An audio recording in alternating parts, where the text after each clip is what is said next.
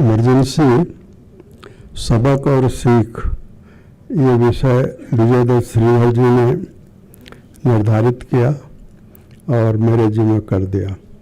संभवतः इनको ये बात मालूम है कि मैं लगातार इमरजेंसी पर लिख रहा हूँ, पढ़ रहा हूँ। 20 मिनट का समय है और मैं कोशिश करूँगा कि 18 या 19 मिनट में अपनी बात पूरी करूँ, जिससे कि सब लोगों को अपनी बात कहने और आपको सुनने का अवसर मिले। इमरजेंसी में 2 तारीखें हैं जिन्हें हमें याद रखना चाहिए।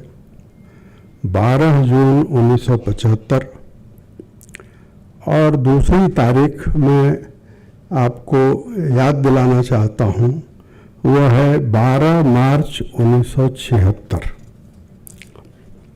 पहली तारीख के बारे में आप जानते हैं कि उस दिन इलाहाबाद का फैसला आया, और दूसरी तारीख के बारे में मैं बताऊं कि 12 मार्च 1976 वो तारीख है जब बाबू भाई पटेल की सरकार गुजरात विधानसभा में दल बदल कराकर गिरा दी गई।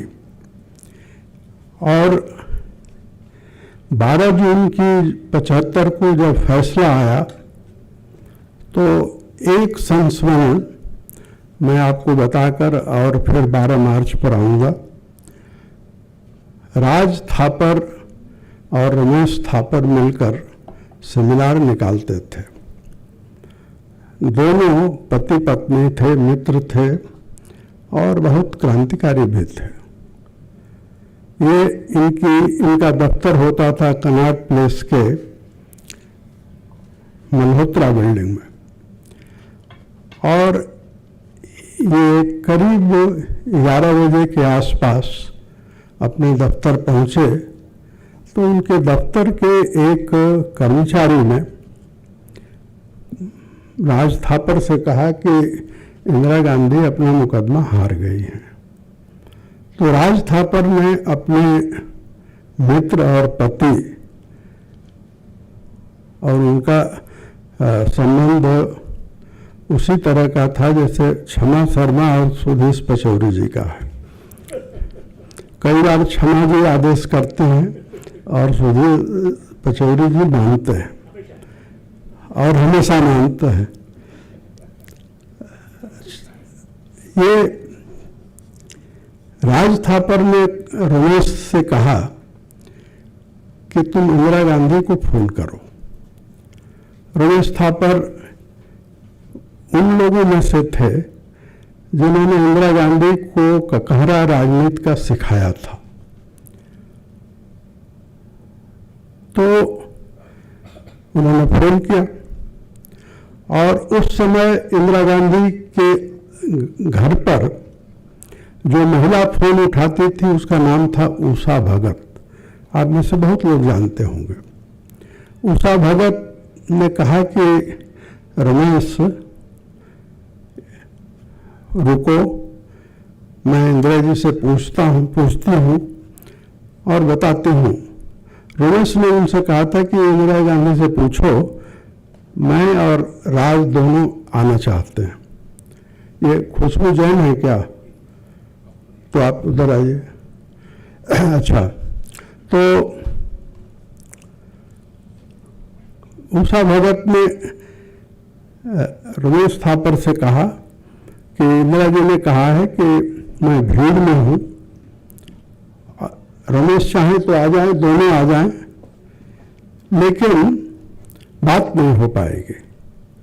अब ये दोनों, राज थापर ने अपने मेमोर में लिखा है ऑल दीज ईयर्स का चैप्टर, जो 2 चैप्टर हैं उसको में से एक चैप्टर अगर मुझे ठीक याद है तो 18वां है, उसमें वो ये संस्मरण है। राज थापर लिखती हैं और सही लिखते हैं। राज थापर ने उसमें जो जो लिखा है एक एक शब्द सही है, और मैं इसलिए कहता हूं कि सही है। वो किताब 1997 में आई वो किताब तब से मेरे पास है। और उनकी बेटी मालविका ने उस किताब को छपवाया। उनके जाने के बाद राज थापर ने कहा था कि मालविका इसमें से एक शब्द भी इधर उधर मत करना, और वो नहीं किया गया है। राज थापर चाहती थी कि दोस्ती के नाते इंदिरा गांधी को हम दोनों ये कहें कि तुम लोकतांत्रिक रास्ते पर चलो, तानाशाही के रास्ते पर चलने का विचार छोड़ दो। इंदिरा गांधी ने नहीं माना। मैं दूसरी तारीख जिसका उन्होंने उल्लेख किया वो 12 मार्च 1976 की है, जिस दिन भाई भाई पटेल की सरकार गिर गई। तो उस दिन गुजरात के अहमदाबाद में कुछ लोग बैठे थे, और कुछ लोग का मतलब था कि लोक संघर्ष समिति की बैठक हो रही थी, और लोक संघर्ष समिति की उस बैठक का जिक्र गुजरात में आपातकाल में गुजरात पुस्तक में आज के प्रधानमंत्री नरेंद्र मोदी ने किया है। मैं उस वर्णन में वो कहते हैं कि हम लोग ये बातचीत ही कर रहे थे, तब तक शंकर सिंह वाघेला आ गए, वे जनसंघ के उस समय प्रदेश मंत्री थे। उनके पास गांधीनगर की सारी सूचनाएं थी, गांधीनगर से ही अहमदाबाद आए थे। और उसके बाद वो बहुत मार्मिक वर्णन है जो उन्होंने लिखा है कि हम सब अब अलग अलग निकल रहे थे, अगले जन्म में मिलेंगे, कब मिलेंगे कुछ ठिकाना नहीं था। अपने मन की भावना लिखते हैं कि संघर्ष समिति के मुझ जैसे सदस्य यह मानते थे कि जेल की बंदिशों के बजाय खुली हवा में संघर्ष की लौ जगाए रखना मेरा फर्ज है। और 25 साल के या 24 साल के नरेंद्र मोदी 21 महीने तक उस लौ को जगाए रखे। मैं मानता हूं कि अगर भूमिगत आंदोलन में साहित्य का निर्माण, साहित्य का वितरण और कई भाषाओं में ये कोई एक व्यक्ति कर सका है तो वो आज के प्रधानमंत्री नरेंद्र मोदी हैं। इसलिए इमरजेंसी की ये 2 तारीखें बहुत महत्वपूर्ण हैं, और इन 2 तारीखों को बताने के बाद मैं आपके सामने और खुद से भी ये सवाल बार बार पूछता हूं कि क्या इमरजेंसी वास्तव में आवश्यक थी। तो राज थापर का संस्मरण और उसके बाद की घटनाएं इस बात की गवाह हैं। और जितना कुछ मैंने इमरजेंसी के बारे में समझा है, पढ़ा है, पढ़ने की कोशिश कर रहा हूं, तो मेरा निष्कर्ष है कि इमरजेंसी अनावश्यक थी। इमरजेंसी फिर भी इमरजेंसी लगाई गई, तो क्यों लगाई गई उसका उत्तर हम एक किसी स्टेज पर देंगे आपको। लेकिन अभी मैं ये कहना चाहूँगा कि इमरजेंसी सिर्फ और सिर्फ इसलिए लगाई गई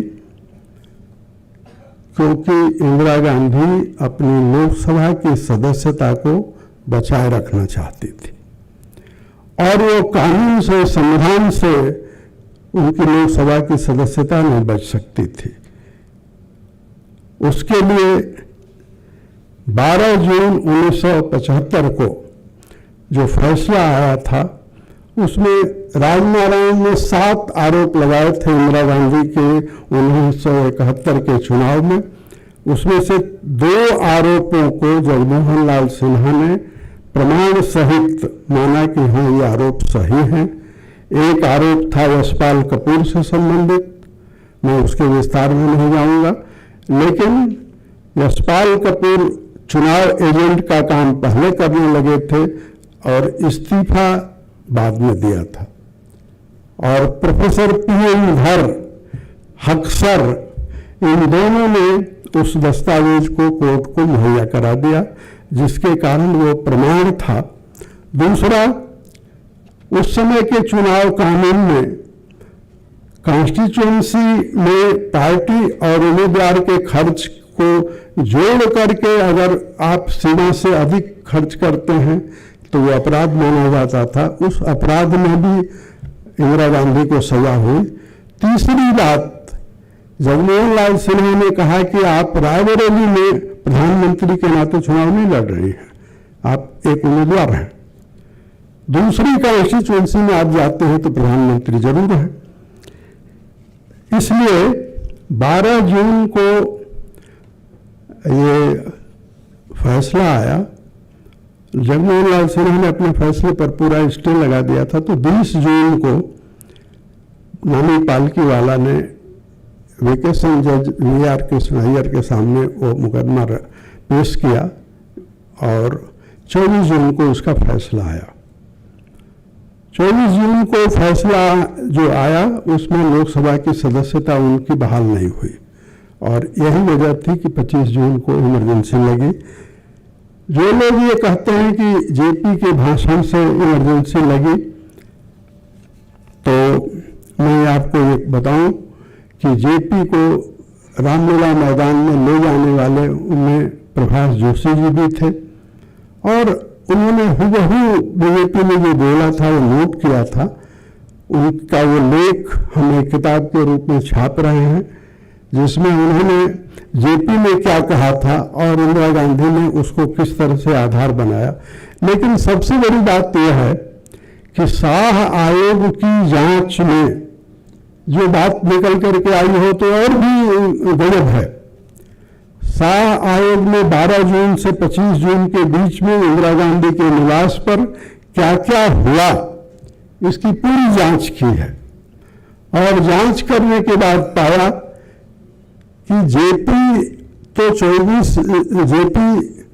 की सभा 25 जून को हुई, वो सभा होनी थी 24 जून को और इसलिए उस समय के लेफ्टिनेंट गवर्नर किशन चंद को इस बात का आदेश था कि जेपी की सभा के बाद तुरंत उनको गिरफ्तार कर लिया जाए।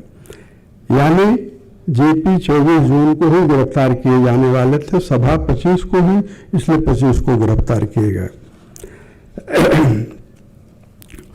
तो मैं ये कहता हूं कि लोकसभा की सदस्यता बचाने के लिए इंदिरा गांधी ने इमरजेंसी लगाई और इमरजेंसी लगाने के बाद उन्होंने सबसे पहला काम क्या किया, संसद को अपना बंधक बनाया और बंधक बनाई हुई संसद से पहला काम किया संविधान संशोधन करके।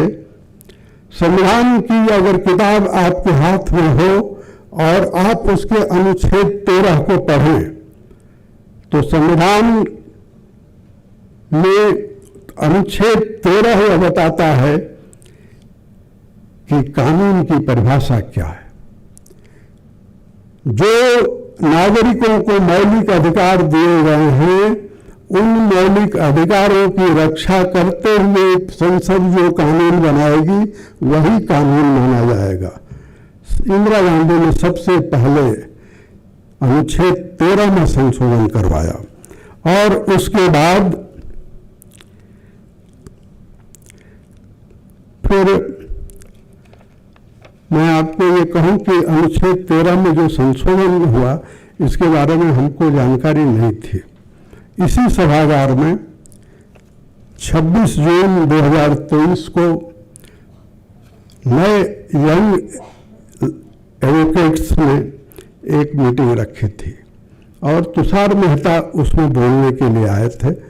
तुषार मेहता ने 3 बातें कही। उसमें से एक बात ये थी कि किस तरह से इंदिरा गांधी ने कानून की परिभाषा संविधान में जो है उसको बदलवाई।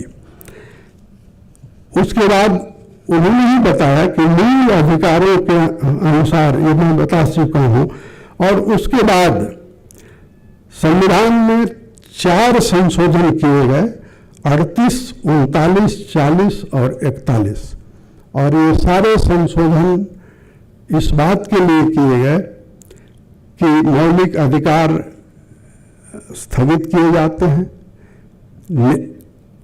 और एक संशोधन इस बात के लिए किया गया कि इंदिरा गांधी यानी प्रधानमंत्री, राष्ट्रपति, स्पीकर, इनके चुनाव को लोग अब अदालत में चुनौती नहीं दी जा सकती और अदालत चाहे हाई कोर्ट या सुप्रीम कोर्ट है उसकी सुनवाई नहीं कर सकती। अंततः तो मैं ये कहूंगा कि खेल हो जाने के बाद, खेल अगर इन संशोधनों की जटिलता में आप ना जाएं तो एक लाइन अपने दिमाग में आप दर्ज करिए कि खेल हो जाने के बाद इंदिरा गांधी ने खेल के नियम को बदलवाया अपनी बंधक संसद से, और उसका परिणाम यह हुआ कि 7 नवंबर 1975 को अंततः सुप्रीम कोर्ट ने इंदिरा गांधी के उस हाई कोर्ट के फैसले को पलट दिया। उसे पलटना ही था और इंदिरा गांधी की लोकसभा की सदस्यता बहाल हो गई। तो मैं ये कहूँगा कि अपने पद के लिए इंदिरा गांधी ने देश पर तानाशाही थोपी और उसके बाद तानाशाही को इस देश पर हमेशा के लिए थोपने के लिए स्वर्ण सिंह कमेटी बनाई गई। स्वर्ण सिंह कमेटी की रिपोर्ट आई और उसके आधार पर जब उस लोकसभा का कार्यकाल समाप्त हो गया था, ये लोकसभा जो जिसमें इंदिरा गांधी चुनी गई थी या वो पूरी लोकसभा चुनी गई थी जिसकी वो प्राइम मिनिस्टर थी, वो मार्च 71 में बनी थी और मार्च 76 में उस लोकसभा का कार्यकाल समाप्त हो रहा था। 42वां संविधान संशोधन एक्सटेंडेड लोकसभा ने पारित किया है और मैं आपको बताऊं कि लोकसभा का कार्यकाल 2 बार बढ़ाया गया है। एक बार 77 मार्च तक, दूसरी बार 78 मार्च तक। और 42वें संविधान संशोधन से 3 परिवर्तन किए गए। टोटल अगर धाराओं का परिवर्तन आप कहें तो 59 धाराओं में परिवर्तन किए गए, लेकिन 3 मोटे परिवर्तन, प्रस्तावना में 3 शब्द जोड़े गए, मौलिक अधिकारों में परिवर्तन किया गया और संविधान में संशोधन की जो शक्ति है उसको बदला गया। ये संशोधन किस लिए किए गए?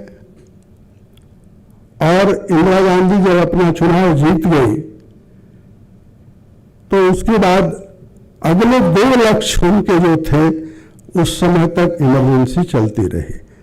एक लक्ष्य था कि विपक्ष को अधमरा कर देना है और विपक्ष को अधमरा करने के लिए मैंने पिछले दिनों केवल इस विषय को जानने के लिए कि इंदिरा गांधी ने उस दौरान विपक्ष को अधमरा करने के लिए क्या क्या किया।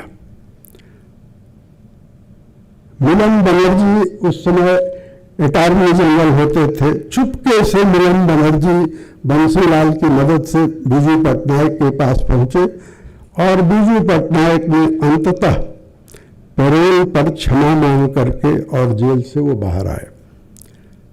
उत्कल केसरी डॉक्टर हरे कृष्ण मेहताब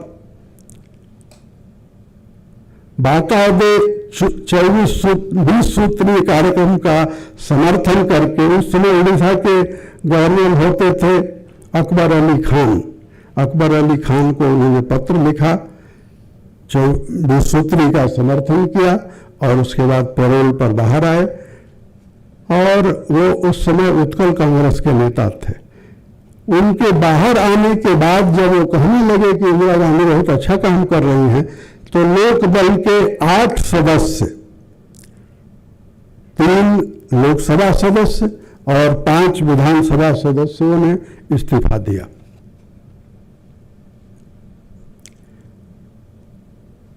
उसी तरह से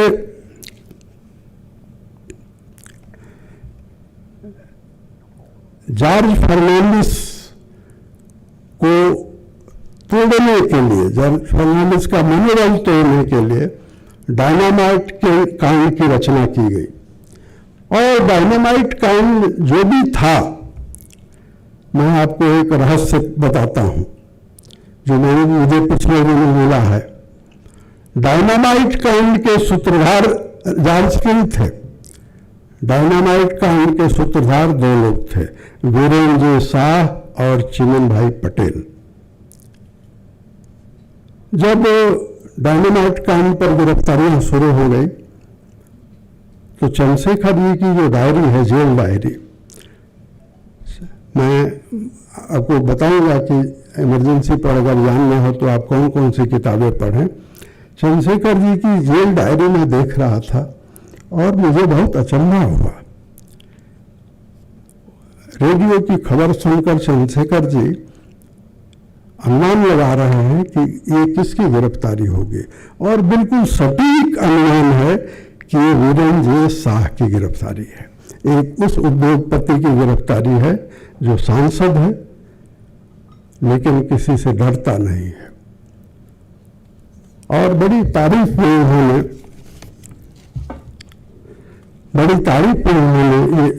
ये बात कही है। तो मैं ये कहूँगा कि अपना समय हो रहा है इसलिए मैं समाप्त करता हूँ। विपक्ष को अधमरा करने के लिए जो जो उन्होंने किया, लेकिन मैंने कुछ उदाहरण दिए जो अधमरे सचमुच हो गए। लेकिन एक राजमाता विजयराजे सिंधिया भी है। राजमाता विजयराजे सिंधिया 37 राजपुर रोड पर जो उनकी कोठी थी, वहाँ रात को यशोधरा का जन्मदिन मनाया जा रहा था। रात को 12 बज गए तो राजमाता उठी, सोने के लिए जा रही थी, फोन आया कि इमरजेंसी लग गई। ये 25 जून की बात है। राजमाता ने राजमाता ने अपनी गिरफ्तारी दी है और राजमाता तिहाड़ जेल में बंद थी, उस जेल में बंद थी जहां गायत्री देवी भी थी। गायत्री देवी की तबीयत खराब थी इसलिए माफी मांगकर पैरोल पर छूट कर आई, लेकिन राजमाता ने अंत तक। तो ऐसे बहुत लोग थे। और मैं ये कहूँगा कि इंदिरा गांधी ने इमरजेंसी लगाई 3 काम के लिए। नंबर 1, अपनी लोकसभा सदस्यता बहाल करना था उनको, वो उसमें उनको सफलता मिली। नंबर 2, विपक्ष को उन्होंने अधमरा करने की कोशिश की, उसमें वो असफल रही। और 3, संजय गांधी को अपना उत्तराधिकार सौंपना चाहती थी। ये तीनों बातों में केवल एक में उनको सफलता मिली, और कैसे मिली मैंने बताया है। लेकिन उनके बाद जो जनता पार्टी आई, क्या जनता पार्टी ने वो जिम्मेदारी निभाई जिसके लिए उसे इस देश की जनता ने चुना था? मैं जो कुछ मैं पढ़ सका हूँ उसके आधार पर कहना चाहता हूँ कि हिंदुस्तान के भारत के संविधान को, भारत के लोकतंत्र को जनता पार्टी ने नहीं बचाया, जनता ने बचाया, इस देश के नागरिक ने बचाया। और इसलिए उस नागरिक का हमें अभिनंदन करना चाहिए। और इसमें से एक बात और निकलती है, वही मैं बात कह करके समाप्त कर रहा हूँ कि जो संविधान में संशोधन किए गए, जनता पार्टी को चाहिए था कि एक लाइन का कोई रेजोल्यूशन पारित करे और कहे कि इमरजेंसी के दौरान जो भी संशोधन किया गया है उसे हम संविधान से बाहर करते हैं। और इस मंच से मैं प्रधानमंत्री नरेंद्र मोदी से मांग करता हूं कि जो काम जनता पार्टी की सरकार ने नहीं किया, आपको ये काम करना चाहिए। अगर इमरजेंसी के संशोधनों में कोई जरूरी ऐसा संशोधन है जिसकी रक्षा करनी है, पहले उसको हटाइए और चुनी हुई पार्लियामेंट से, चुनी हुई संसद से, बंधक संसद से नहीं, जनता के निर्वाचित संसद से जो आज है, उससे आप उस संविधान को में जो जरूरी परिवर्तन हो करिए। मैं अंत में यह कहना चाहूँगा कि अगर आपकी इमरजेंसी में रुचि हो तो मैं कहूँगा कि चंद्रशेखर की जेल डायरी, राज थापर की all these years, Bishan Tandon की 2 खंडों में डायरी, प्रोफेसर पृथ्वीनाथ धर का मेमोयर, आपातकालीन संघर्ष गाथा और राजमाता की जीवनी राजपथ से लोकपथ की ओर और जेपी की कारावास कहानी आपको पढ़नी चाहिए। मैं अपनी बात पूरी करता हूँ।